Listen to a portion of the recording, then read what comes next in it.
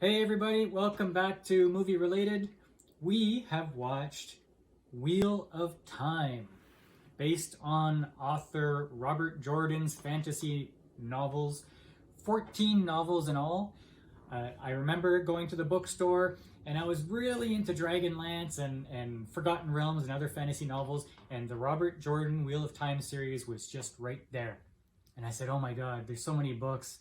Intimidating. It was intimidating and I never got to them, but now I get to watch it on the small screen. Let's talk about whether it's something you might be interested in. Oh my god, it's wet. Oh.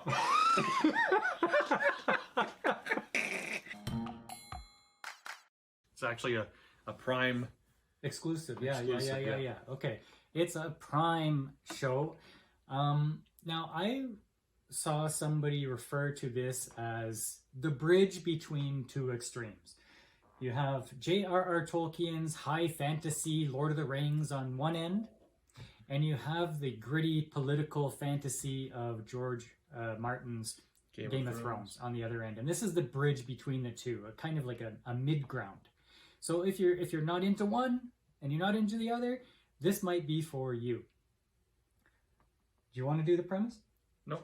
Okay, the premise is there is a source of magic in this world, and this magic is split by gender. There's the male part and the female part. But there was a corruption in the past where the male part was, I don't know, damaged or something. I'm not quite sure yet.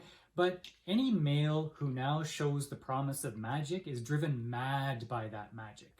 So you have the females comprising this order of magic users, and they go and they hunt the male magic users and divorce them from the magic power. So they take it out of their system. Like an exorcism. Yeah. Unfortunately, it might make the world safe, but it's like withdrawing that man's soul, because it's almost like they feel like they don't have the will to live anymore, and many of them commit suicide. Yeah, it's a magical lobotomy. Yeah, it's like they're dead inside after that. But for the benefit of the world, this is the female magic user's mission. Now, in the past, there was this character. They call this character the dragon. And whenever they refer to it, it is a male.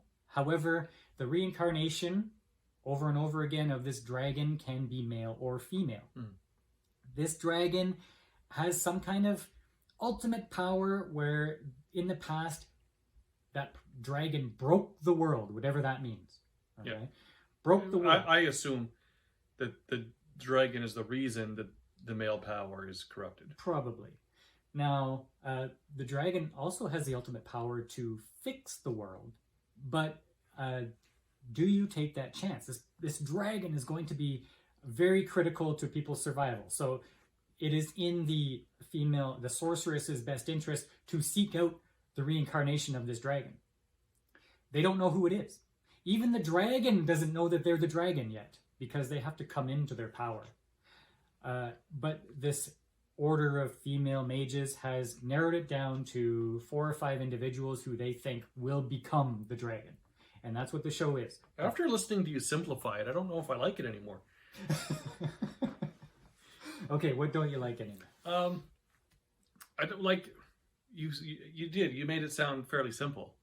But while you're watching it, you feel like there's just more levels of what's going on. There's more things going on than you try to piece it all together. And although there are some things that we still don't know, because it's still way too early in the series to know. I don't want to do any spoilers, but everybody's magic is based on sort of a real world sciencey, like elementy stuff, right? It's not like magic isn't an all powerful magic. It's grounded in the real world, and I do like that about the show. I did find that it was a little more fantasy than I like. I like Game of Thrones. Like this is like Game of Thrones with magic, right? That's what it is. Well, okay, so the fantasy elements of this is you have Trollocs, I think they're called, and they're like trolls, big minotaur things. Yeah. You have the eyeless one, which is some kind of weird sorcerer that wears robes and he has no eyes and a weird face. Looks kind of like who's that bad guy in Harry Potter? Voldemort. Voldemort. Yeah, it kind of does look like Voldemort. You have I think it's called an Olgier. He's in a library in the main city, and he's kind of like an ogre, but it's like James Earl Jones or something. Like, I had to look it up to see if it was James Earl Jones doing the voice. A very knowledgeable, charismatic figure that's like an ogre. And the magic. And when they weave the magic, you see all these lines going everywhere, and See, and I'm not a fan of that. I've learned that I'm not a fan of like seeing the magic lines in things. So those are the fantasy elements I've seen so far, which is not bad. Yeah. If you're into fantasy, that's common fare. Yeah. Now the political aspects is this organization of female sorceresses, they have different departments. Like you got the red ones, the green ones, the blue ones. The red ones are the ones that do the hunting. They don't like men. They just don't like men, and they go and get them. And the green ones have a different thing, and the red ones have a different thing that they do. And then you have the white coats, I think they're called. Mm-hmm. And these are, it's like a religious order almost. They're all like cult orders. This group, led by a man, goes and he looks for these sorceresses and takes away their power, kills them. Okay, so there's a whole bunch of different political groups in this. Yeah. Which is more like Game of Thrones. Yes. Yeah. Yeah. So you've got like, it's like Lord of the Rings on steroids, right? If you want to say so. Yeah. Lord of the Rings on steroids with the amount of magic and fantasy there is. And there's a lot of political factions and like you said, cults and almost like gangs. Okay, so what do you like about it? I know what you don't like about it. You don't like the high fantasy and magic stuff. What do you like about it? I like the quality. Like I like the storytelling and I like the quality of it. Like it's not a bad show. Like, and I think it if it finds the right audience, it's going to gain traction. It felt long to me. Like it felt long to watch, but that's possibly because I honestly don't know any of the history of the books, and I think maybe it would help you if you knew a little more about. You know, that's what I thought, because I don't know anything about the books. I wondered how closely related to the books these were. A lot of the reviews I've read are saying, why didn't they just stick to the book? Because they kind of added things and they changed things in a way that the books didn't do. And they said, why did they do that? It would have been better if you just followed the book. You had the source material there of a very popular series. Why did you change it? I assume because they're trying to cram so much in to... Maybe. But apparently there were things in there that didn't need to be changed that they changed anyway. Yeah, I don't know. What about the acting? I think the acting is fine. Yeah? I wasn't sold on the acting. Except for Rosamund Pike is the main sorceress, and I think she's really good at what she does. And the Olgier, whatever, in the library. I really liked him. A couple of the side characters, a couple of the tough guys they meet along the way, I really liked them. Yeah, I honestly didn't mind the acting. I didn't mind the performances that way. Just like again, it's just as I'm watching it and I'm not understanding what's happening while it's happening because I don't know enough about the world. I find I just tune it out. Now, when I was watching this, I was laughing. I was snickering because I knew what you were thinking as you were watching this. Do you want to talk about that, or do you just want to skip it? Down with the matriarchy? Is that... I don't know what's happening in Britain, but it's like they took 2020 and 2021 and just ramped it up a little bit with their diversity and checkboxes and stuff like that. So if you're into that, this has it. Yeah. In spades. In spades. I'm not into that. I'm all about everybody's the same and you do you. But as soon as every relationship inside this TV show is one black person, one white person. It's either interracial, it's gay, or it's lesbian. Yeah. In the first 3 episodes, We saw all of that. Like when I say every relationship is interracial, I'm not joking and I'm not exaggerating. Every single relationship. Now, in the books, this is what gets me. In the books, the people of this area, the Two Rivers, are described as olive skin. Okay. It doesn't say that they're a mixture of races, you know? So, to me, everybody should look Greek, or everybody should look Italian, or Lebanese, or something like that. But I know there are some gender studies graduates working at the studio who said, you know what, we have to have diversity everywhere. Yeah.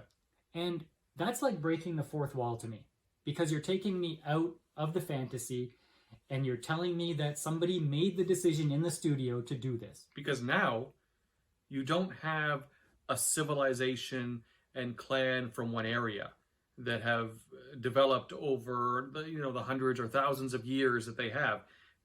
Now it's, that it's different clans and people that have come, and they would have different beliefs and they would have different cultures. And the thing about the books is that it was already a very diverse world population, because you had this section of the world over here is Japanese inspired, and this section over here is olive skin inspired. I don't know what their culture would be inspired by, because I didn't read the books. But apparently there was a lot of diversity in the books. But they decided to put diversity in every inch of this world. And it's like real world diversity in this fantasy world where it doesn't belong. So that breaks the fourth wall for me. That is not entertaining for me. The show as a whole, I guess I'm kind of into it. You would be. That's right up your alley. I really like fantasy. I like high fantasy. Lord of the Rings is my favorite. Game of Thrones, my favorite books of all time. This is,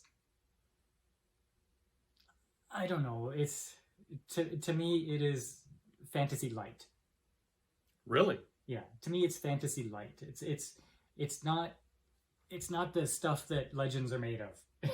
it's just to get me through. It's like watching Shadow and Bone. I don't know if you've watched Shadow and Bone, but I would say even Shadow and Bone is better of a fantasy than this particular show. But I'm going to continue watching it. Yeah, and they're going to make me continue watching it. But so you wouldn't I probably wouldn't. This is not really what I'm into. This is not the kind of show that I would seek out. So you would give this what out of 10?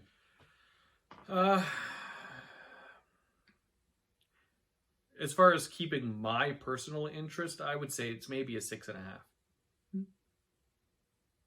I am going to agree with that. Yeah. This is a 6.5 so far.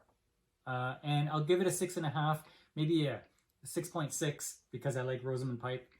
Other than that, it's going to have to ramp up before I'm truly invested in the show. And it's early days. I mean, it could find its feet. It could gain traction, and it could really improve. Like the quality, the filming quality of it is fantastic. Yeah. Like they're not sparing any expense. No. They're putting all of their money into it, millions, I'm sure. The visuals are stunning. Like the city, the costumes, everything looks great. It looks like a movie almost. Yeah. Right. So as far as the cinematography is great, but does the story do it for me? A lot of people have a problem with the dialogue. They say the dialogue is crap. I think it's fine. There are just a few elements that I'm not happy with that bring it down from a must-watch to let's see where this goes. Mm-hmm. Yeah. Let us know. Are you a fantasy nut? Are you going to watch this no matter what? Have you already tuned in and tuned out? Let us know in the comments down below. Please like and subscribe, and we'll see you on the channel. Oh my God, it's wet. Oh.